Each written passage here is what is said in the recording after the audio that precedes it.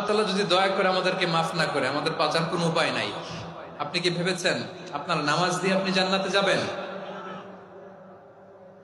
আপনি তাহাজ্জুদ গুজার, সেজদা দিতে দিতে কপালে দাগ ফেলেছেন, এটা আপনারা জান্নাতে নেবে না? আপনি এলাকার সবচেয়ে বড় হাতেম তাই দানশীল, এই দানের ভরসায় বসে আছেন কশ্চিন কালো না। আমাদের নামাজ, আমাদের রোজা, আমাদের ইবাদত, এগুলোকে মিজানের পাল্লায় উঠালে কোনো ওজনই হবে না। তবে আমাদের একটা কৌশল জানা আছে, আমরা আল্লাহর রহমতের ভিখারি। আমরা সেদিন আগেই গুনার স্বীকৃতি দিয়ে দেব।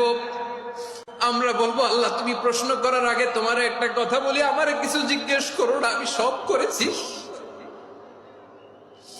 এমন কোন পাপ নাই যে পাপ আমারে দিয়ে হয় নাই। তোমার রহমত দিয়ে তুমি জান্নাতে পাঠাবা, তোমার দয়ায় জান্নাতে যেতে